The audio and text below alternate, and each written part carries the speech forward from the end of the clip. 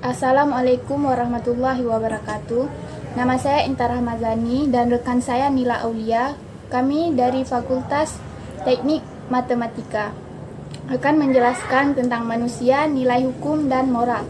Menurut pandangan humanisme, manusia memiliki kemampuan untuk mengarahkan dirinya ketika yang positif dan rasional. Manusia dapat mengarahkan, mengatur, dan mengontrol dirinya. Kedudukan dalam masyarakat. Nilai menjadi aspek penting yang dibutuhkan oleh manusia. Menurut Robert M.Z. Lawang, nilai adalah gambaran mengenai apa yang diinginkan, pantas, yang berharga, dan mempengaruhi perilaku sosial dari orang yang memiliki nilai itu. Menurut Profesor Dr. Nuto Negroho, nilai terbagi menjadi 3, yakni nilai material, yaitu segala sesuatu yang berguna bagi unsur manusia. 2. Nilai vital, yaitu segala sesuatu yang berguna bagi manusia untuk mengadakan kegiatan dan aktivitas. 3. Nilai kerohanian, yaitu segala sesuatu yang berguna bagi rohani manusia. Apa saja kualitas nilai? Kualitas nilai terbagi menjadi 3, yaitu yang pertama ada kualitas primer atau sesuatu hal yang utama, membuat kenyataan sesuatu dan sifatnya harus, misalnya bentuk, wujud, panjang, berat, tingkat, dan akal.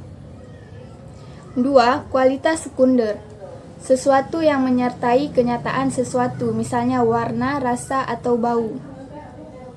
3. Kualitas tersier, sesuatu yang tidak dapat ditangkap oleh indera, misalnya karisma, rasa takut, bingung, dan keanggunan. Peran hukum dalam masyarakat. 1. Hukum sebagai ilmu. Ilmu hukum adalah cabang dari ilmu sosial dan humonaria.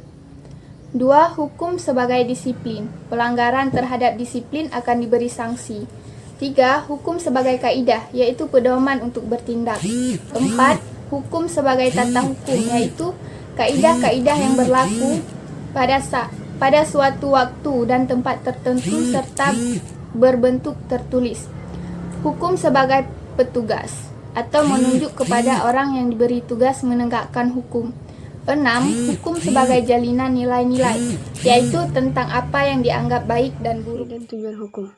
Fungsi hukum. Fungsi dari hukum itu sendiri ada terbagi menjadi 2. Yang pertama, 2 fungsi hukum yang pokok adalah sebagai kontrol sosial dan sebagai sarana untuk melakukan perubahan masyarakat. Dan yang kedua, sedangkan fungsi hukum sebagai sarana untuk melakukan perubahan masyarakat, maka hukum bertugas untuk menggerakkan tingkah laku masyarakat ke arah timbulnya suatu keadaan tertentu yang dikehendaki atau direncanakan. Tujuan dari hukum itu sendiri adalah untuk menciptakan ketertiban. Ketertiban merupakan suatu syarat utama dari adanya masyarakat yang teratur. Untuk tercapainya ketertiban tersebut harus adanya kepastian. Karena itu, hukum harus mengatur hal yang jelas, baik subjek, objek, wilayah berlakunya. Bentuk hukum harus jelas, apakah bentuknya tertulis maupun tidak tertulis. Peran moral dalam masyarakat. Moral itu sendiri berasal dari bahasa Latin, yaitu mores, kata jamak dari mos yang berarti adat kebiasaan. Sedangkan dalam bahasa Indonesia, moral sendiri diartikan dengan susila. Istilah moral senantiasa mengaku kepada baik buruknya perbuatan manusia yang berkaitan dengan baik atau buruknya perbuatan manusia. Moral sendiri memiliki makna ganda. Yang pertama adalah seluruh kaidah, dan makna yang kedua adalah nilai yang berkenan dengan ikhwal, baik, atau perbuatan baik manusia. Dinamika penerapan nilai moral. Dinamika penerapan nilai moral ini terbagi menjadi 2, yaitu objektivisme dan subjektivisme. Objektivisme merupakan suatu paham yang beranggapan bahwa keberadaan nilai melalui penilaian, oleh karenanya validitas nilai tidak tergantung pada subjek yang menilai. Spesifikasi nilai menurut objektivisme. Yang pertama, nilai bersifat tetap, mutlak, dan tak terbuka. Yang kedua, nilai bukanlah penilaian, melainkan nilai mempunyai posisi tersendiri. Subjektivisme merupakan suatu paham yang beranggapan bahwa keberadaan nilai tergantung pada kesadaran yang menilai. Oleh karenanya, nilai sama dengan penilaian. Sesuatu itu bernilai karena adanya subjek yang menilai. Maka, spesifikasi nilai menurut subjektivisme yaitu nilai bersifat relatif.